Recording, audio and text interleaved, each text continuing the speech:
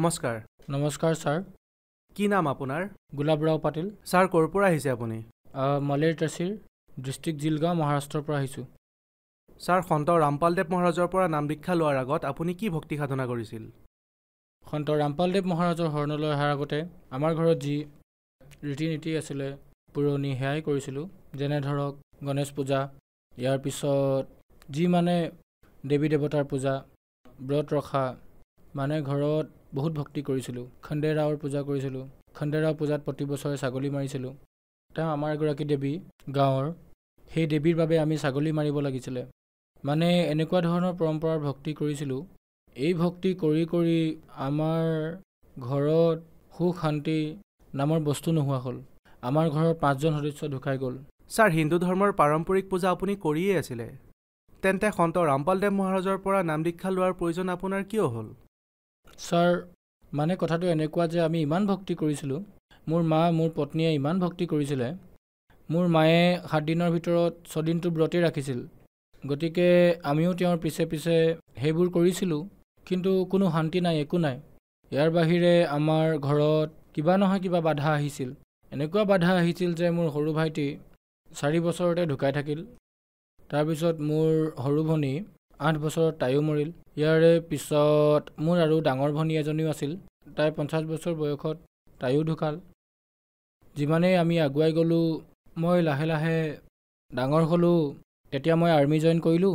আৰ্মিলৈ যোৱাৰ পিছত মোৰ দেউতাৰ আকৌ কেঞ্চাৰ হ'ল। কেঞ্চাৰত ঢুকাই থাকিল তেওঁ। গতিকে মই ভাবিলোঁ যে আমি ইমান ভক্তি কৰাৰ পাছতো আমাৰ ইমান কষ্ট কিয় হৈ আছে? এজন এজনকৈ সদস্য আমাৰ ঘৰৰ পৰা গৈ আছে। তাৰপিছত মই মোৰ মাক ক'লোঁ যে আপুনি যি এই ভক্তি কৰি আছে এয়া শুদ্ধ নহয়। আমি ইমান ভক্তি কৰি আছোঁ, তাৰপিছতো আমাৰ ইমান কষ্ট হৈ আছে। গতিকে আমি সেই ভক্তি কৰি কি লাভ? তাৰপিছত ছাৰ মই লাহে লাহে একো নমনা হ'লোঁ। মই নাস্তিক হ'বলৈ ধৰিলোঁ। মই নাস্তিক হ'লোঁ। মই কাকো নমনা হ'লোঁ। যে কোনোবা ভগৱান আছে, মন্দিৰত কি আছে? মই চিধা কৈ দিলোঁ যে মন্দিৰত কেৱল পাথৰ থাকে, একো নিদিয়ে সেয়াই। মই সকলোকে এনেদৰে ক'বলৈ ধৰিলোঁ। ঘৰৰ মানুহে ভাবিলে যে মই পাগলেই হ'লোঁ। যি টি কথা ক'বলৈ ধৰিছে। গতিকে ছাৰ আপুনি সন্ত ৰামপালদেৱ মহাৰাজৰ পৰা নাম দীক্ষা কিয় ল'লে, য'ত নেকি ভগৱানৰ পৰা আপোনাৰ বিশ্বাসে উঠি গৈছিল? ছাৰ কথাটো হ'ল যে মই যেতিয়া লাহে লাহে ৰিটায়াৰ হ'লোঁ, ৰিটায়াৰ হোৱাৰ পাছত আমাৰ চুবুৰীয়াৰ মানুহ এজনে মোক জ্ঞান গংগা কিতাপখন দিলে। সেই কিতাপখন মই 10 টকাত কিনিলোঁ। ভাবিলোঁ যে চাওঁচোন ইয়াত কি আছে। মইতো এনেই এইবোৰ নামানিছিলোঁ। পিছত সেই কিতাপখন মই পঢ়িব ধৰিলোঁ।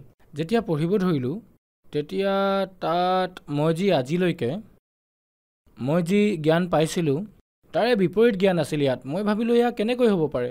ইয়াত লিখা আছে ব্ৰহ্মা বিষ্ণু মহেশ্বৰ, তেওঁলোকৰো মাতা পিতা আছে। তেতিয়া মোৰ অলপ আচহুৱা লাগিল ছাৰ, যে নহয়, এই জ্ঞান বেলেগেই হয়। তাৰপিছত মই সেই কিতাপখন পঢ়ি থাকিলোঁ। 3 দিনত মই সেই কিতাপখন পঢ়ি পেলালোঁ। পঢ়াৰ পিছত মোৰ এনেকুৱা লাগিল যে সঁচাকৈ মই সঁচা ভক্তিৰ ফালে আহিছোঁ। মই এই নামদান ল'ব লাগিব। তেতিয়া মই নাম দীক্ষা লৈ ল'লোঁ ছাৰ। ছাৰ আপুনি কৈছে যে আপুনি আগতে ভক্তি কৰি কৰি আপোনাৰ ভগৱানৰ প্ৰতি বিশ্বাস হেৰাই গৈছিল। আপুনি ভগৱানক নমনা হৈ গৈছিলে। গতিকে ছাৰ আপুনি যেতিয়া সন্ত ৰামপালদেৱ মহাৰাজৰ পৰা নাম দীক্ষা ল'লে আৰু যি ভগৱানক আপুনি বিচাৰি ফুৰিছিলে, যি সুখ বিচাৰি আপুনি ইফালে সিফালে গৈছিলে, তেন্তে কি সন্ত ৰামপালদেৱ মহাৰাজৰ পৰা নাম দীক্ষা লোৱাৰ পিছত সেই লাভ পালেনে আপুনি? হয় ছাৰ, ইমানেই লাভ পালোঁ যে মই গণাব নোৱাৰোঁ ছাৰ। যে মই বহুত লাভ পালোঁ। আটাইতকৈ ডাঙৰ লাভ মইতো আধ্যাত্মিক জ্ঞানৰ পালোঁ। মই একো গম পোৱা নাছিলোঁ যে ব্ৰহ্মা বিষ্ণু মহেশ্বৰ এওঁলোকৰো মাতা পিতা আছে, অথবা দুৰ্গাৰ স্বামী আছে, তেওঁলোকৰ জন্ম মৃত্যু হয়। প্ৰকৃত ভক্তি পালোঁ, সত্য জ্ঞান পালোঁ। পৰমাত্মা কোন হয়, তেওঁক পোৱাৰ বিধি কি, তেওঁ ক'ত থাকে, আমি কোন হয়, ক'ৰ পৰা আহিছোঁ, এই সকলোবোৰ এই কথা গম পোৱাৰ লাভ মই পালোঁ। দ্বিতীয় লাভটো হ'ল মোৰ পাইলছৰ বেমাৰ আছিলে। মই আৰ্মিত থাকোঁতেও তাৰে ডক্তৰকো মই দেখুৱাইছিলোঁ। তেওঁ ঔষধ দিছিলে আৰু কৈছিলে এনেকুৱা কৰা, কিন্তু একো নহৈছিল। তাৰপিছত মই ঘৰলৈ আহিলোঁ। ঘৰলৈ আহিও মই বহুত ঔষধ পাতি খালোঁ, কিন্তু তাৰ পৰাও একো নহ'ল। আয়ুৰ্বেদিক ঔষধো খালোঁ, তাৰ পৰাও লাভ পোৱা নাই। কিন্তু যেতিয়া মই নাম দীক্ষা ল'লোঁ ৰামপালদেৱ মহাৰাজৰ পৰা, তেতিয়াৰ পৰা মই লাহে লাহে সতনামলৈকে সেই পাইলছৰ বেমাৰ মোৰ ভাল হৈ গ'ল ছাৰ। একেবাৰে শেষ হৈ গ'ল। তাৰপিছত মোৰ এটেক আহিছিল ছাৰ। তেতিয়া মই ভাবিলোঁ যে ভাই এয়াতো 60 বছৰ বয়সত মোৰ দাদাৰো এটেক হৈছিলে, সিও মৰি গৈছিলে। মানে মই ভাবি লৈছিলোঁ যে এইবাৰ মোৰেই নম্বৰ হয়। কিন্তু মই ৰামপালদেৱ মহাৰাজৰ পৰা নাম দীক্ষা লোৱাৰ বাবে মোক ৰামপালদেৱ মহাৰাজে যি জীৱনদান দিলে, মই ডক্টৰৰ ওচৰলৈ গৈছিলোঁ। কিন্তু তালৈ যোৱাৰ পিছত তাৰ পৰা এটাও ঔষধো মই নল'লোঁ। দ্বিতীয় দিনা মই ঘৰলৈ আহিলোঁ, এটা ঔষধো মই তাৰ পৰা নানিলোঁ। বিনা ঔষধেৰে মই সুস্থ হ'লোঁ। চৰণ অমৃত খাই মই একেবাৰে সুস্থ হ'লোঁ আৰু আজি আপোনাৰ ওচৰত থিয় হৈ আছোঁ ছাৰ। ইয়াৰ পিছত মোৰ ছোৱালীজনীৰ এনেকুৱা বেমাৰ আছিলে, তাই 10ম ক্লাছত থাকোঁতে বেহুচ হৈ গৈছিল। মানে ভূত বাধা এনেকুৱা কিবা ঘটনা আছিলে। মই ডক্টৰকো দেখুৱালোঁ, ডক্টৰে ক'লে তাইৰ একো বেমাৰ নাই। তেতিয়া মই ঝৰা ফুকা কৰা সকলৰ ওচৰলৈ গ'লোঁ, তেওঁলোকেও কৰিলে, পইচা ল'লে, তাৰ পৰাও লাভ নহ'ল। কিন্তু যেতিয়া আমি নাম দীক্ষালৈ আহিলোঁ, তাৰপিছত আমাৰ ঘৰত মালিকৰ বাণী পঢ়িবলৈ ল'লোঁ। তাৰ লগতে আমি সৎসংগ, তাই যেতিয়া স্কুলৰ পৰা আহে তেতিয়াই শুনা কৰিছিলে। তাই নাম দীক্ষা লোৱা নাছিলে, গতিকে সেই শুনাৰ বাবে তাই যে বেমাৰ আছিল সেয়া একেবাৰে শেষ হৈ গ'ল ছাৰ। আজি তাই সুস্থ। তাই নাম দীক্ষা নোলোৱা স্বত্তেও বেমাৰ আঁতৰি গ'ল। তাৰপিছত সেই সময়তে মোৰ ল'ৰাটোৰ ডাষ্টৰ এলাৰ্জি আছিলে, সি সদায় হাঁচিয়ায়ে আছিলে। ইয়াৰ বাবে অপাৰেশ্যনো কৰাইছিলোঁ, তথাপিও তাৰ সেই বেমাৰ ভাল হোৱা নাছিল। তাৰো তেনেকুৱাই হ'ল, যেতিয়া ৰামপালদেৱ মহাৰাজৰ সৎসংগ শুনে, সেই শুনাৰ বাবে, সেই বাণী শুনাৰ বাবে তাৰো সেই বেমাৰ ভাল হ'ল। তাৰপিছত মোৰ ছোৱালীজনী বিয়া হ'ল ছাৰ। গতিকে বিয়াৰ সময়ত মই, মাক দেউতাকটো এনেও চিন্তাতেই থাকে, যেনে ধৰক ছোৱালীৰ যৌতুক দিয়া। গতিকে মোৰ সেই ভৰো ৰামপালদেৱ মহাৰাজে আঁতৰাই দিলে, কাৰণ বিনা যৌতুকেৰে সেই বিয়া পাতিলোঁ মই। 1 টকাও যৌতুক নিদিলোঁ। তাৰপিছত বিয়া হোৱাৰ পিছত তাইৰ 4 বছৰ পাছত সন্তান এটা পেটত আছিলে। যেতিয়া সিহঁতে টেষ্ট কৰালে, তেতিয়া তাইৰ প্ৰেছাৰত গাঁঠি আছিলে। যেতিয়া সেয়া চেক কৰি চালে, তেতিয়া ডক্টৰে ক'লে যে কেঞ্চাৰ আছে।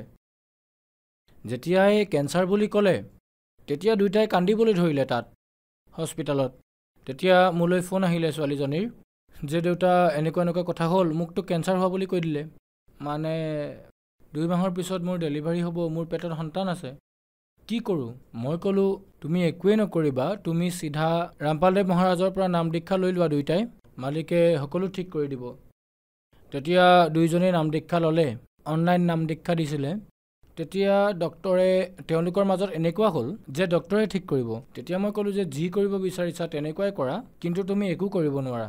এতিয়া পৰমাত্মাইহে কৰিব পাৰিব, সন্ত ৰামপালদেৱেহে কৰিব পাৰিব যি কৰিব। তাৰপিছত যেতিয়া ডক্টৰক দেখুৱালে, ডক্টৰে ক'লে যে তাইৰ 8 মাহতে বাচ্ছাটো চিজাৰিং কৰি বাহিৰলৈ উলিয়াব লাগিব। তাৰপিছত 8, 9, 12টা কেমো তাইক দিব লাগিব। যেতিয়া ডেলিভাৰী হৈ যাব, তাৰপিছত 4টা কেমো আকৌ দিব লাগিব, মানে ইনজেকশ্যন। সেই ইনজেকশ্যন ইমান ভয়ানক আছিল, বহুত জ্বলা পোৰা কৰে। তাৰপিছত যেতিয়া তাইক প্ৰথমটো কেমো ইনজেকশ্যন দিলে, তাইৰ একোৱেই নহ'ল। তাৰপিছত মই ক'লোঁ যে শুনা, নাম দীক্ষা লৈছা যিহেতু নাম স্মৰণ কৰা, তোমাৰ একো নহয়, তুমি চিন্তা নকৰিবা। তাৰপিছত তাইক ছাৰ 12টা কেমো দিয়া হ'ল। মানে ধৰি লওক আজি এটা কেমো দিলে, তাৰে 4 দিনৰ ভিতৰত চেক কৰে বাচ্ছাটোৰ কি খবৰ, যে ভালে আছেনে নাই। তেতিয়া বাচ্ছাটো একেবাৰে সুস্থই হৈ আছিলে। তাৰপিছত তেওঁলোকে 8 মাহৰ কথা কৈছিলে, 8 মাহটো এতিয়া হৈ গ'ল, বাচ্ছাটো চিজাৰিং কৰি বাহিৰলৈ উলিয়াব লাগিব। মই ক'লোঁ নালাগে, এতিয়া সেয়া চাওক, এই বাচ্ছা ৰামপালদেৱ মহাৰাজৰ আদেশতহে বাহিৰলৈ আহিব, নহ'লে বাহিৰলৈ নাহে। যেতিয়া 8 মাহ হৈ গ'ল, তেতিয়া ক'বলৈ ধৰিলে যে সোনকালে কৰক। মই ক'লোঁ নালাগে। ছোৱালীজনীক ক'লোঁ ধৈৰ্য ধৰা। আকৌ 9 মাহত সেই বাচ্ছা বিনা চিজাৰিঙেৰে নৰ্মেল ডেলিভাৰী হ'ল। নৰ্মেল ডেলিভাৰীত বাচ্ছা একেবাৰে সুস্থ। বাচ্ছাটো 3 কিলোৰ আছিলে বাচ্ছাটো। আজি সেই বাচ্ছাটোও সুস্থ আৰু মোৰ ছোৱালীজনীও একেবাৰে সুস্থ। তাইৰ চুলিও নহৰিলে, একো নহ'ল। আৰু যি কেমো দিয়া হৈছিলে, তাই সেই কেমোও লৈছিলে, সকলো ল'লে। আজি তাই একেবাৰে সুস্থ। তাৰপিছত যেতিয়া সিহঁতে ক'লে যে ডক্টৰৰ ওচৰলৈ এবাৰ যাব লাগিব, তেতিয়া মই ক'লোঁ যে ঠিক আছে, তোমালোকৰ যি ইচ্ছা, তোমালোকে ডক্টৰক দেখুওৱা, কিন্তু আজিৰ পৰা যিবোৰ হ'ব, যিবোৰ কৰিব, সন্ত ৰামপালদেৱ মহাৰাজেহে কৰিব। আমাৰ পূৰ্ণ বিশ্বাস আছে, তোমালোকৰ বিশ্বাস থাকক বা নাথাকক, তোমালোকে যাব পাৰা, ডক্টৰৰ ওচৰলৈ যাব পাৰা। ডাক্তৰৰ ওচৰত যোৱাৰ পাছত ক'লে যে এনেকুৱা কথা, 8 মাহৰ ভিতৰত সন্তানটো ওলোৱাৰ কথা আছিল, তাইক চিজাৰিং কৰোৱাব লাগিব, চুলিও সৰি যাব, তাইৰ বহুত কিবা কিবি হ'ব। কিন্তু সন্ত ৰামপালদেৱ মহাৰাজৰ দয়াত একোৱেই নহ'ল। বাচ্ছাটোৰো একো নহ'ল, মোৰ ছোৱালীজনীৰো একো নহ'ল। দুয়োটা সুকলমে ঘূৰি আহিলে। কেঞ্চাৰ ট্ৰিটমেণ্ট এতিয়া শেষ হ'ল, এতিয়া কোনো সমস্যা নাই। মই কৈছিলোঁ সিহঁতক যে ট্ৰিটমেণ্ট কৰাৰ কোনো প্ৰয়োজন নাই, সন্ত ৰামপালদেৱ মহাৰাজেহে সকলো কৰিব পাৰে। মানে তেওঁলোক অলপমান দুবিধাত আছিলে, তেওঁলোকে গ'ল ডক্টৰৰ ওচৰলৈ। কিন্তু ডাক্তৰে যি কৈছিলে তাৰ বিপৰীতহে হ'ল। বিপৰীত এনেকুৱা হ'ল যে এনেকুৱা হ'ব সকলো কৈ দিছিলে, কিন্তু তেনেকুৱা নহ'ল। পিছত কি ক'লে যে হাজাৰ লাখৰ মাজত এনেকুৱা এটা কেছ থাকে, এনেকুৱা হৈ যায় বুলি কৈছিলে। কিন্তু মই জানিছিলোঁ যে এয়া যি কৰিলে সন্ত ৰামপালদেৱ মহাৰাজেহে কৰিলে, বাকী কোনেও কৰিব নোৱাৰে। ছাৰ, আপুনি কৈছে যে সন্ত ৰামপালদেৱ মহাৰাজৰ পৰা নাম দীক্ষা লোৱাৰ পিছত আপুনি ইমান লাভ পালে। গতিকে ছাৰ, আপোনাৰ পৰা এইটো জানিব বিচাৰিম যে সন্ত ৰামপালদেৱ মহাৰাজক অন্য সন্ততকৈ কিয় পৃথক দেখে? অন্য যি ধৰ্মগুৰু আছে, জগতগুৰু আছে, তেওঁলোকে যি জ্ঞান দিয়ে, এই জ্ঞান এওঁলোকৰ লগত আধ্যাত্মিক জ্ঞান একেবাৰে নাই। এই সকলো নিজৰ মনৰ মতে কৈ থাকে। তেওঁলোকে কি কয় যে ৰামায়ণৰ, মহাভাৰতৰ তাৰে ষ্টৰিবোৰ কয়। এই শুনি শুনি আমাৰ কাণ পকি গ'ল যে এওঁলোকৰ ওচৰত কোনো জ্ঞানেই নাই, তেওঁলোকৰ ওচৰত সত্য জ্ঞানেই নাই। এওঁলোকে নিজৰ ধৰ্ম, নিজৰ শাস্ত্ৰ, সেই শাস্ত্ৰৰ বিৰুদ্ধেই জ্ঞান দি আছে। আৰু আমাৰ যি ৰামপালদেৱ মহাৰাজ আছে, তেওঁ শাস্ত্ৰৰ মতেই জ্ঞান কয়। শাস্ত্ৰ মানে যিমানবোৰ ধৰ্মগ্ৰন্থ আছে, তেওঁ এখন এখনকৈ খুলি খুলি দেখুৱায়। যেনে গীতা, বেদ, বাইবেল, গুৰুগ্ৰন্থ চাহেব, এই সকলোবোৰ গ্ৰন্থ এখন এখনকৈ খুলি খুলি দেখুৱায়। তাতে থকা সকলো জ্ঞান আজিলৈকে কোনেও দেখুওৱা নাই।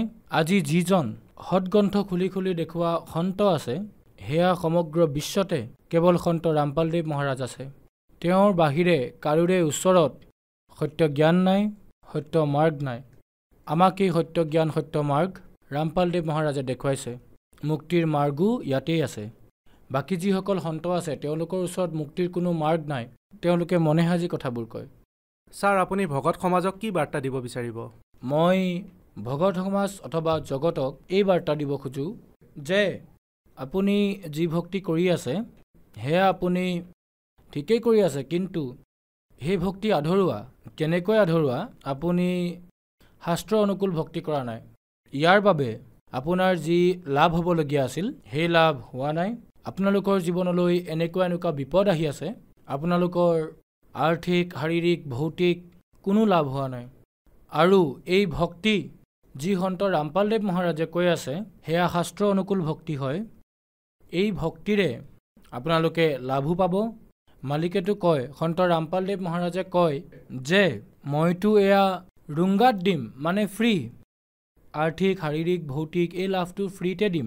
কিন্তু আজি যি সকলোৰে যি ৰোগ লাগিছে, সেই জৰাহ আৰু মৰণ, জৰাহ মানে বৃদ্ধাৱস্থা আৰু মৃত্যু, এই যি ৰোগ, ইয়াৰ পৰা আমি বাচিব লাগে।